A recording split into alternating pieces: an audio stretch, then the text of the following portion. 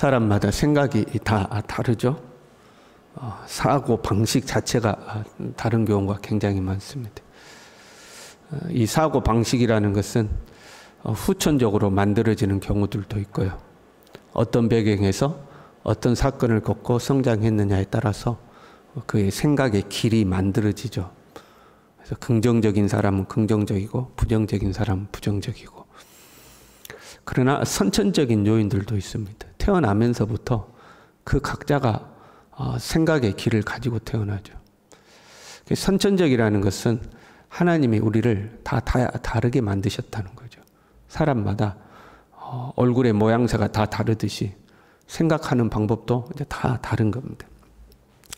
여러분, 저에게 무슨 색이 제일 잘 어울릴 것 같아요?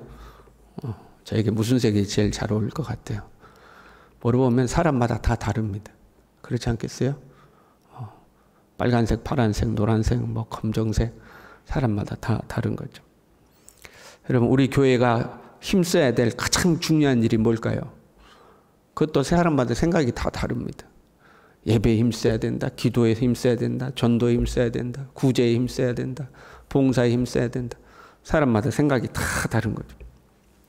이 각자가 다른 생각이 하나의 생각이 되는 것이 굉장히 중요해요. 그러나 이게 결코 쉽지가 않습니다. 한 몸을 이룬 부부 간에도 생각이 하나가 안 되죠. 그렇잖아요? 부부란 하나님의 말씀에 따르면 둘이 하나가 되는 게 부부 아닙니까? 그런데 한 몸을 이루고 살아도 생각은 하나가 안 돼.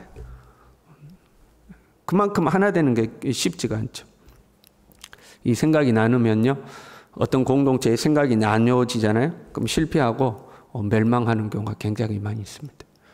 한 나라도 마찬가지고 제국이라고 불리웠던 거대한 나라들도 마찬가지고 외부의 침략에 의해서 멸망하는 듯 보이지만 사실은 내적 분열이 더 큰 요인이죠.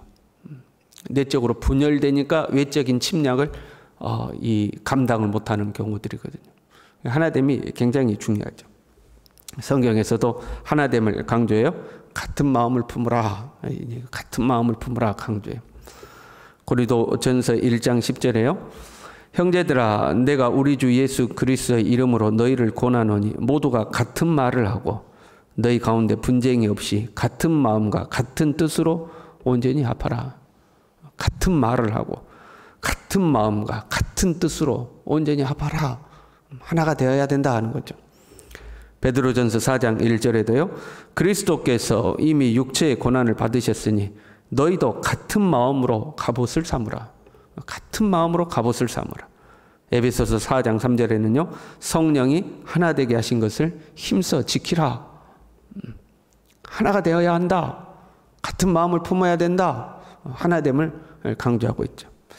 그럼 여러분, 우리가 다 다른데, 부부지간에도 다른데 어떻게 하나가 될 수 있을까 하는 거죠.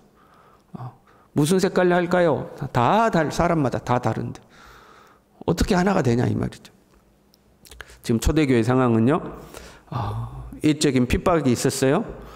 그러나 그 외적인 핍박 때문에 내적으로는 더 단합했어요. 그렇잖아요. 원래 외적인 고난이 있으면 내부적으로는 더 단합하는 거거든요. 그래서 그걸 역으로 이용하는 지도자들 있죠. 내적으로 문제가 생길 것 같으면 오히려 외적인 문제를 만들죠. 그럼 내부적으로 이제 단합을 하는 거 아니에요? 그 하나된 교회에 점점 문제가 생기기 시작했었잖아요. 아나니아와 삽비라 문제. 그것은 어떻게 보면 개인들의 문제였죠. 그렇잖아요. 그 다음에 일어난 문제가 구제에 대한 문제죠. 헬라파 과부들이 자기들이 구제에서 열애가 되는 것을 보고 이제 불평을 이야기했잖아요. 그래서 지도자들을 새로 뽑고 해서 오히려 교회가 더 든든히 세워져 갔죠. 그것도 생각의 차이의 문제가 아니라 세심하지 못한 문제였죠. 의도적으로 배제시킨 게 아니고 일이 너무 많다 보니까 이제 소외된 사람들이 생겨난 거 있잖아요. 근데 지금 이제 본문에 또 다른 문제가 생기는데요. 본문의 문제는 생각의 차이의 문제가 이제 자칫 잘못하면 생각의 차이란 나눠지는 분열되는 문제에 이제 직면하게 돼요. 고넬료의 집에 베드로가 갔고 베드로가 설교하는 중에 고넬료의 집안에 성령이 임했습니다. 여러분, 성령 임하고 예수님을 구주로 영접하고 세례받고 그러면 좋은 일 아니에요? 우리가 보기에는 엄청나게 좋은 일이잖아요. 예수님 믿고 구원받게 되었으니까, 하나님의 나라가 더 확장되니까 좋은 일이잖아요.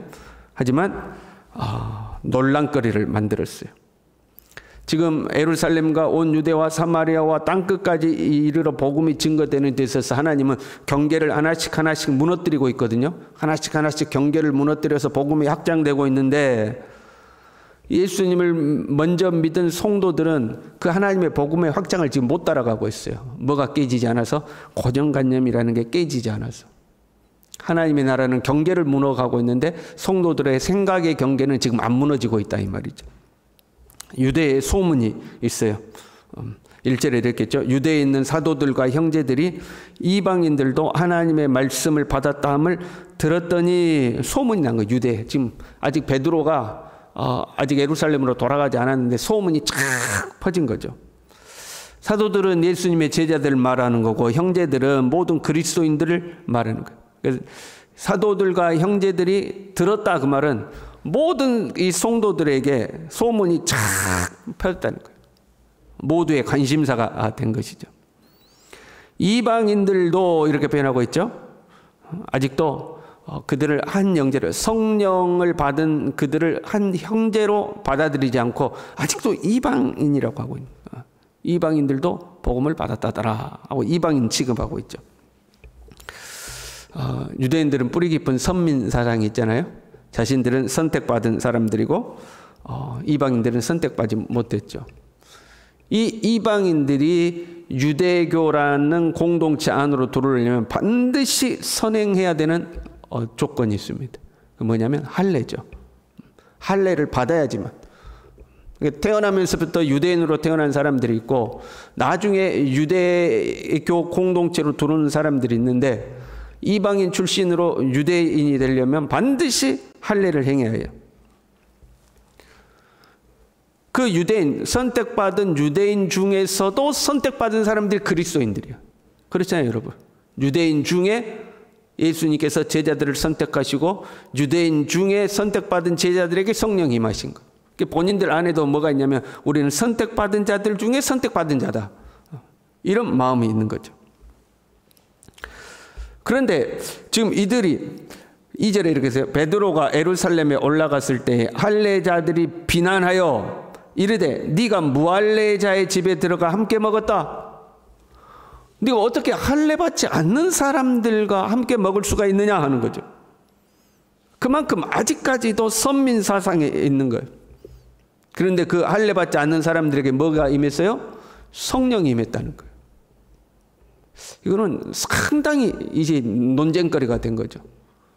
할례 받지도 않은 사람들에게 성령이 임할 수가 있느냐? 지금 초대교회 성도들이 어디에서 못 벗어난 거예요? 그 유대교의 선민 사상에서 못 벗어나고 있는 거예요. 그 고정관념 속에 갇혀 있는 거죠. 참 우리 한국 교회의 역사를 보더라도 그런 것들이 많았잖아요. 남녀가 유별하다는 것은 뭐 어제 말씀드릴 거예요. 여러분 편하게 앉아있는 이 의자가 교회에 들어올 때도 얼마나 논쟁이 많았는지 몰라요. 어떻게 감히 하나님 앞에 이렇게 편하게 앉아서 예배를 드릴 수 있냐는 거예요. 하나님 앞에 무릎을 꿇고 예배를 드려야지. 이렇게 딱 편하게 앉고. 그런데 지금은 어떻게 앉아요? 의자에 앉아서 다리까지 꼬고 예배를 드리죠. 논쟁이 많았어. 저 드럼이 들어올 때도 여러분 얼마나 논쟁이 많았습니까? 어디 술집에서 다 치던 악기를 가지고 와서 교회에서 쿵쾅쿵쾅 칠 수가 있냐 이 말이에요. 지금도 보수적인 교단에 가면 드럼을 싫어합니다. 드럼 소리를 키우지 못하게 하죠. 목회자들이 예배에 오면 반드시 가운을 입고 들어오죠. 저희 교회는 가운을 안 입고 오잖아요. 특별한 이 성례식을 할 때나 가운을 입고 가운을 안 입잖아요. 근데 그 가운을 안 입는 것도요, 처음에는 엄청나게 말이 많았어요. 어떻게 가운을 안 입느냐. 그러다가 어디까지 갔냐면 이제 아예 가운 안 입고 목사님들이 청바지 입고 설교하는 데까지 갔어요. 지금도 어떤 교회들 보면 그냥 편한 복장으로, 주일 예배도 편한 복장으로 예배를 인도하는 교회들이 간혹 있어요. 거기까지 갔다가 다시 이제 정장으로는 돌아왔지만, 어떤 우리의 생각이 깨져나가는 과정 속에는 논란이 있기 마련이에요. 베드로가 오자마자 비난한 거죠. 그 베드로가 오자마자 비난했어요. 여러분, 베드로는 누굽니까? 예수님의 수제자 아닙니까? 초대 교회의 사도 중에 사도, 지도자 중에 지도자 아닙니까? 그런데 그 베드로를 보고 비난했다? 지금 상당히 거슬리는 문제였다 이 말이에요. 단순히 야 어쩌다가 그래도 그 정도 문제가 아니고 이거는 정말 심각한 문제단 말이에요. 베드로라 할지라도 이거는 짚고 넘어가야 돼, 따지고 가야 돼 할 정도로 아주 심각한 문제로 받아들였어요. 그래서 베드로를 비난하여 이렇게 돼요. 비난이란 말은 적대적인 마음으로 상대방과 분리하다 그런 말이에요. 적대적인 감정을 가지고 상대방과 분리됐다 이 말이에요. 마음으로부터 선을 그은 거예요. 너하고 나하고는 다르다는, 너는 내 편이 아니다는 거예요. 감정적으로 비난하고 이제 공격하는 거죠. 그게 이제 비난이야. 비난에는 감정이 들어가게 되어 있는 거예요. 왜냐하면 내 편이 아니라는 마음이 드는 거예요. 너는 왜 나하고 생각이 틀리냐 이 말이죠.